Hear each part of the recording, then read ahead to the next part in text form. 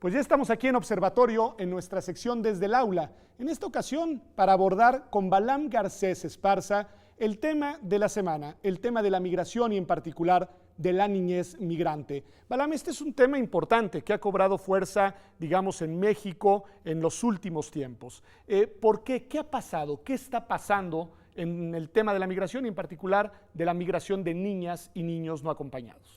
Bueno, esto se disparó debido a que el primer trimestre de este año la cantidad de menores migrantes que fueron detenidos en la frontera de Estados Unidos era exactamente la misma a que el año pasado, a 2013, por lo que hubo un repunte muy fuerte en este flujo de migrantes. ¿Y por qué? ¿Cuáles son las causas de esto? ¿Cómo explicamos que esto esté sucediendo? Bueno, estas personas, estos menores migrantes, eran interrogados por la patrulla fronteriza y las principales razones que adujeron era una situación de víctima de violencia en sus lugares de origen, principalmente Honduras, Guatemala y El Salvador, y por otro lado la reunificación familiar.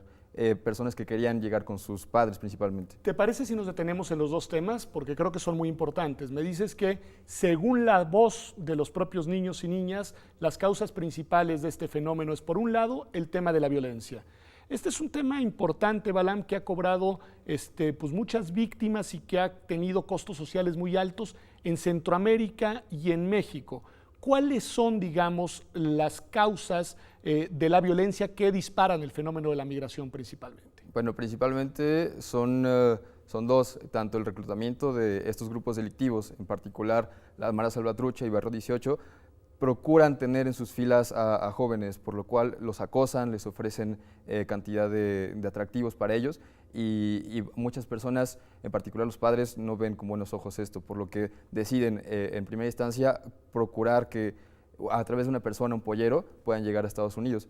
La otra, que viene siendo un poco más dramática, es que ellos son los que sufren. Las niñas son obligadas a ser novias de esos pandilleros, por lo que es como víctima más que como reclutamiento. Entonces tú dirías que por el lado de la violencia se han generado contextos absolutamente, digamos, agobiantes y que tienen como factor de expulsión, por un lado, el riesgo de que estas personas terminen involucradas en actividades delictivas y por el otro lado que sean directamente explotadas por la violencia. Entonces, ese disparador me parece que es un disparador gravísimo, muy preocupante y que lamentablemente está presente en toda la región nuestra, digamos, porque México no es excepción.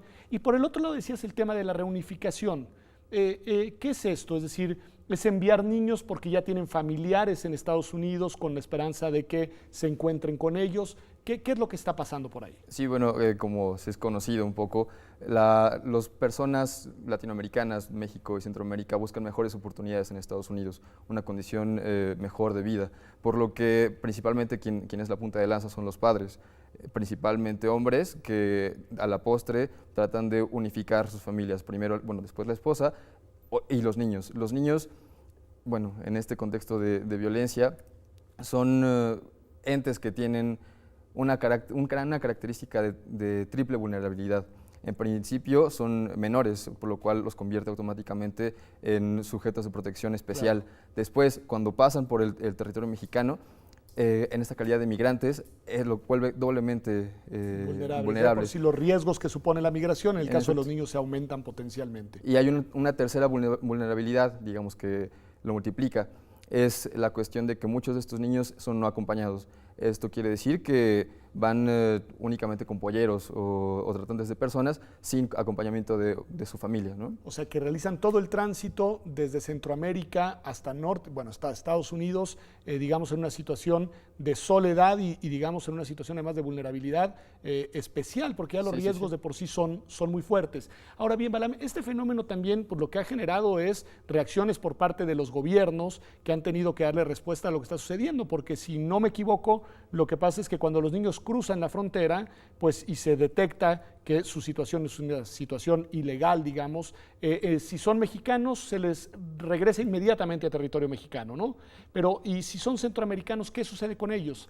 Bueno, también tenemos que tomar en cuenta que las políticas migratorias han tomado especial énfasis las detenciones han incrementado, no únicamente porque el flujo crezca, sino porque los gobiernos de México y Estados Unidos han endurecido las prácticas para evitar este flujo, tomando como la frontera sur de México el primer filtro y el segundo, bueno, la frontera con Estados Unidos. En particular con los niños centroamericanos, lo que se les ofrece a partir de una ley que se promulgó por 2008 durante la administración de Bush, era que a los niños centroamericanos se les beneficiaba con la reunificación familiar.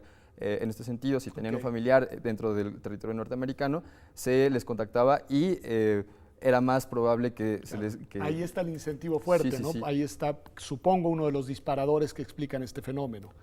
Pero después, pues cuando los niños no se les reunifica y cuando no se les regresa hasta Centroamérica, se están quedando en la frontera, si no me equivoco, Balam.